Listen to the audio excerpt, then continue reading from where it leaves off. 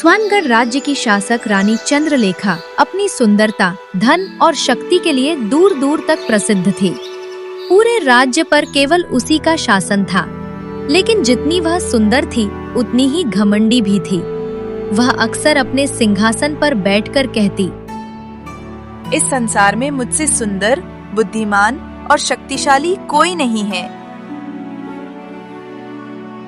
दरबार में कोई भी उसकी बात का विरोध नहीं करता था।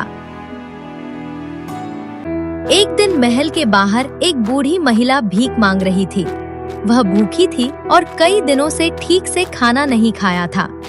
उसने महल के द्वार पर खड़े सैनिकों से कहा, बेटा, रानी से कहो कि मुझे थोड़ा भोजन दे दे। सैनिकों ने उसकी बात रानी तक पहुंचा दी। रानी ने खिड़की से झांककर बूढ़ी महिला को देखा। उसके फटे कपड़े देखकर वह हंस पड़ी।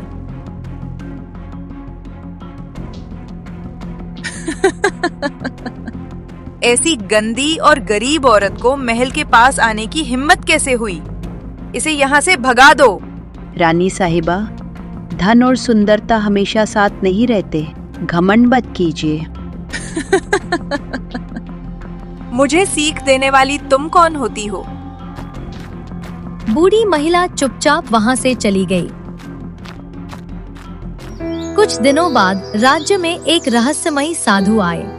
लोग कहते थे कि उनके पास अद्भुत ज्ञान था। साधु के आने की खबर रानी तक पहुंची। रानी ने उन्हें महल में बुलाया।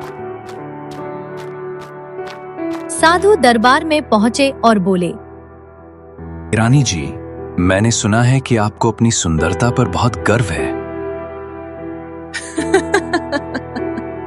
ये गर्व नहीं, सच्चाई है। सच्ची महानता सुंदरता में नहीं, विनम्रता में होती है। आप जैसे साधु मुझे क्या सिखाएंगे? साधु ने कुछ नहीं कहा, बस मुस्कुराए और चले गए। लेकिन जाते जाते उन्होंने कहा, समय सबसे बड़ा शिक्षक होता है। साधु के जाने के बाद भी रानी चंद्रलेखा के व्यवहार में कोई बदलाव नहीं आया। वो पहले की तरह अपने सौंदर्य और शक्ति का घमंड करती रही। एक दिन उसने पूरे राज्य में घोषणा करवा दी, स्वर्णगढ़ में एक भव्य उत्सव होगा। जो भी यह सिद्ध कर देगा कि वह मुझसे अधिक सुंदर है, उसे 1000 स्वर्ण मुद्राएं दी जाएंगी।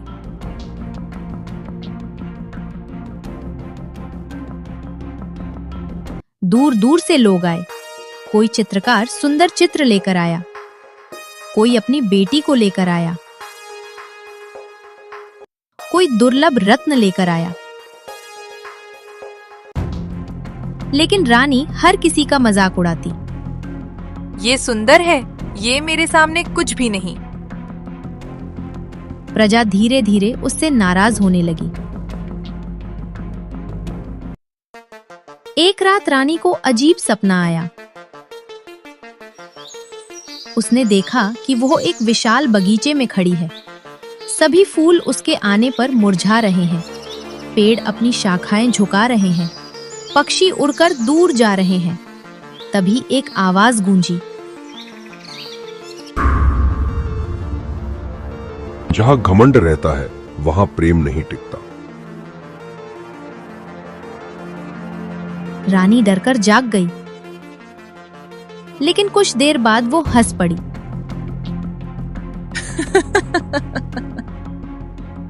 एक सपना मेरी महानता को नहीं बदल सकता। कुछ दिनों बाद राज्य में एक अद्भुत चित्रकार आया। लोग कहते थे कि वो ऐसा चित्र बनाता है जो केवल चेहरा नहीं, इंसान का असली स्वभाव भी दिखा देता है। ये बात रानी तक पहुंची। रानी ने तुरंत उसे महल में बुला लिया।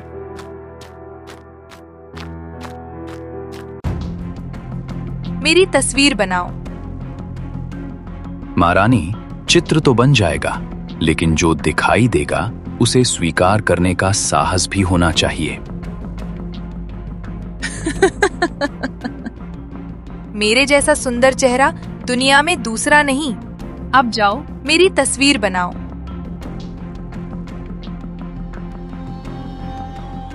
चित्रकार चित्र बनाने में लग गया।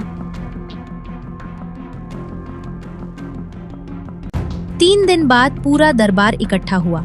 बड़े उत्साह से चित्र का पर्दा हटाया गया।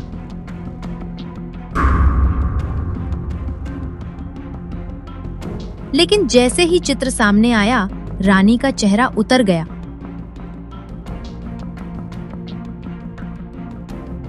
चित्र में वो सुंदर नहीं दिख रही थी। उसके चेहरे पर अहंकार, क्रोध और कठोरता दिखाई दे रही थी। आंखों में दया नहीं थी, चेहरे पर मुस्कान नहीं थी। पूरा दरबार हैरान रह गया। ये झूठ है, ये मेरी तस्वीर नहीं हो सकती। उसने सैनिकों को आदेश दिया, इस चित्रकार को कारागार में डाल दो।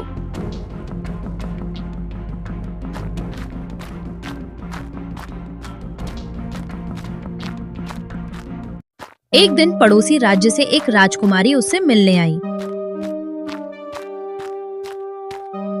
राजकुमारी ने मुस्कुराकर कहा, महारानी, आपकी सुंदरता की चर्चा दूर दूर तक सुनी है। रानी ने उसे ऊपर से नीचे तक देखा और हंसते हुए बोली, चर्चा तो मेरी होती ही है, लेकिन तुम्हें देखकर लगता है कि तुम्हें मेरे सामने खड़े होने से पहले दर्पण देख लेना चाहिए था। दरबार में बैठे लोग चुप रहे, लेकिन राजकुमारी का दिल टूट गया। अपमानित होकर वो अपने राज्य लौटने लगी।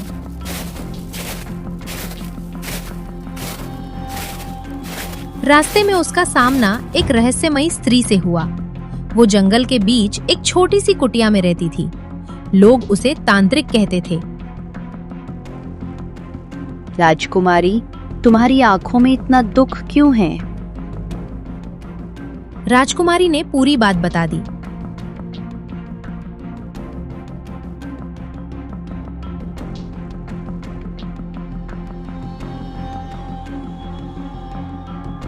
जिसे अपनी सुंदरता पर घमंड हो, उसे उसके घमंड का परिणाम अवश्य देखना चाहिए। कुछ दिनों बाद वो तांत्रिक साधारण बूढ़ी महिला का रूप धारण करके स्वर्णगढ़ के महल पहुंची। रानी ने उसे देखते ही तिरस्कार से कहा, तुम जैसी गरीब और बदसूरत औरत मेरे महल में क्या कर रही है? तांत्रिक मुस्कुराई, महारानी, सुंदरता पर इतना घमंड अच्छा नहीं होता। मेरे जैसी सुंदर स्त्री इस संसार में दूसरी नहीं है। तभी तांत्रिक ने अपनी आंखें बंद की और कुछ रहस्यमयी मंत्र बोलने लगी। अचानक पूरे महल में तेज हवा चलने लगी। आकाश में काले बादल छा गए, बिजली चमकी और अगले ही पल एक तेज प्रकाश रानी के चारों ओर फैल गया। जब प्रकाश गायब हुआ तो दरबार में खामोशी छा गई। रानी का सुंदर चेहरा झुर्रियों से भर चुका था। वो एक बूढ़ी महिला जैसी दिखाई देने लगी। नहीं, ये नहीं हो सकता। यह तुम्हारी सजा नहीं, तुम्हारा सबक है। इसे पकड़ लो। लेकिन सैनिक उसे पहचान ही नहीं पाए। उन्होंने सोचा कि ये कोई अजनबी बूढ़ी औरत है। एक सैनिक बोला, चुप रहो बुढ़िया, महारानी का नाम लेने की हिम्मत कैसे हुई? रानी हैरान रह गई। मैं ही तुम्हारी रानी हूँ। लेकिन किसी ने उसकी बात पर विश्वास नहीं किया। उसे महल से बाहर निकाल दिया गया। रानी महल से निकाली जा चुकी थी और अब एक साधारण बूढ़ी औरत की तरह भटक रही थी। उसे पूरा विश्वास था कि जैसे ही वो लोगों को सच बताएगी, वे उसे पहचान लेंगे। लेकिन ऐसा नहीं हुआ। एक दिन वो बाजार पहुंची और बोली, मैं तुम्हारी रानी चंद्रलेखा हूँ।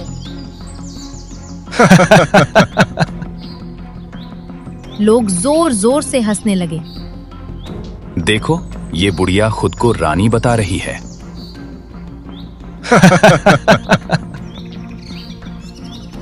रानी का दिल टूट गया। अब वो गलियों में भटकने लगी। वो जिन लोगों पर कभी घमंड करती थी, उन्हीं से मदद मांगने लगी। कई लोगों ने उसे ठुकरा दिया। कुछ दिनों बाद उसने देखा कि राजमहल के सामने एक बड़ा उत्सव हो रहा है। वो भी भीड़ में जाकर खड़ी हो गई। मंच पर राज्य के मंत्री लोगों को संबोधित कर रहे थे। तभी रानी ने सुना कि लोग उसकी नहीं बल्कि उसके पुराने अत्याचारों की बातें कर रहे हैं। एक व्यक्ति बोला, रानी सुंदर तो थी, लेकिन उसका घमंड उससे भी बड़ा था। देखो रानी अचानक कहां गायब हो गई। उसका घमंड उसे गायब कर दिया। अगर वो लोगों से प्रेम करती तो आज सब उसे याद करते। ये सुनकर रानी की आंखों में आंसू आ गए। पहली बार उसने जाना कि लोग उसके बारे में सच में क्या सोचते थे। उस रात वो अकेली एक पुराने मंदिर की सीढ़ियों पर बैठी रही। उसे नींद नहीं आई। वो बार बार सोचती रही, मैंने सारी जिंदगी लोगों से प्रशंसा सुनी, लेकिन कभी सच्चाई नहीं सुनी।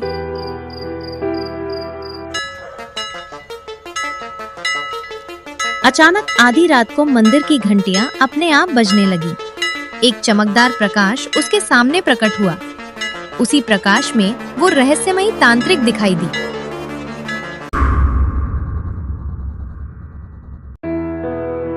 चंद्रलेखा, बताओ सबसे बड़ी हार क्या होती है? जब इंसान सब कुछ पाकर भी लोगों के दिल हार जाए। रानी की आंखों से आंसू बह निकले। और सबसे बड़ी जीत? जब इंसान अपने अहंकार को हरा दे। तुमने वह सीख लिया है जो कोई जादू नहीं सिखा सकता। तभी चारों ओर तेज प्रकाश फैल गया। अगले ही क्षण उसका बूढ़ा रूप समाप्त होने लगा। सुबह होते ही रानी बदल चुकी थी। वो अपने महल के कक्ष में थी। दासियां उसे देखकर हैरान हो गईं, लेकिन अब रानी का स्वभाव पूरी तरह बदल चुका था। उसने सबसे पहले उस बूढ़ी महिला को खोजने का आदेश दिया, जिसे उसने अपमानित किया था। उसे सम्मान पूर्वक महल में बुलाया गया। रानी उसके चरणों में झुक गई। पूरा दरबार ये देखकर हैरान रह गया।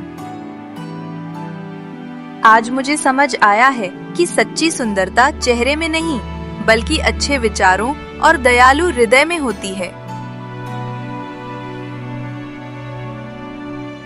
इस राज्य में कोई बड़ा या छोटा, सुंदर या असुंदर नहीं है।